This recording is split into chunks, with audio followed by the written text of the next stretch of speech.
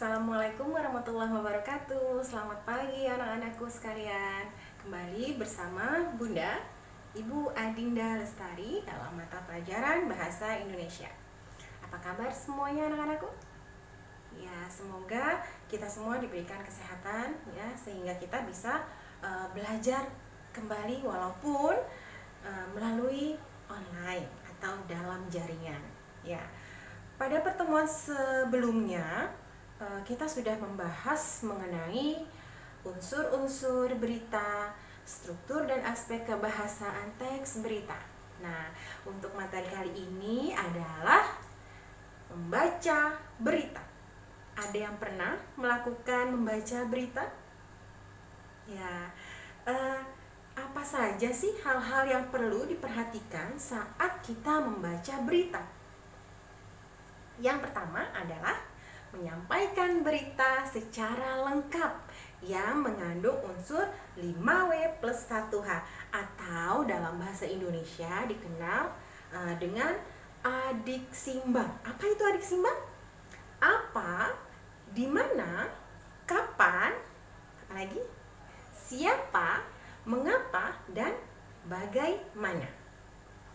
Lalu yang selanjutnya adalah menggunakan bahasa yang komunikatif. Apa itu ya bahasa yang komunikatif?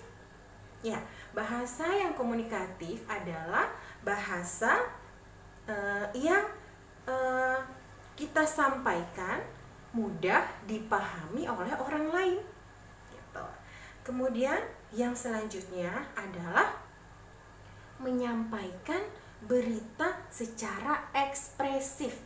Apa itu ekspresif? Ya. Nah, untuk membacakan berita secara ekspresif tentunya ada beberapa teknik membaca berita. Yang pertama adalah vokal.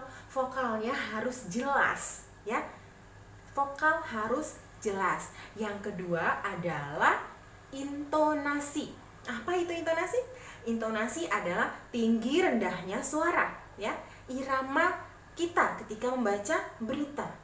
Yang ketiga adalah artikulasi. Apa itu artikulasi? Artikulasi adalah kejelasan kita melafalkan kata ataupun kalimat.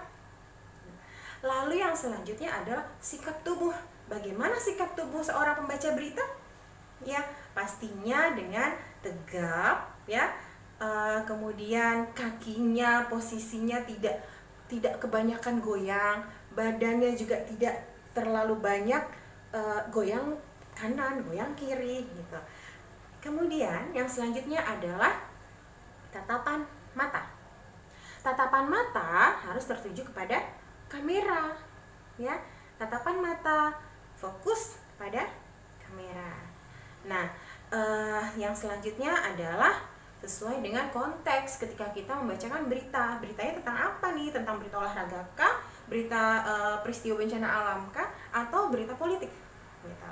Lalu yang terakhir adalah tetap tenang saat ada kesalahan.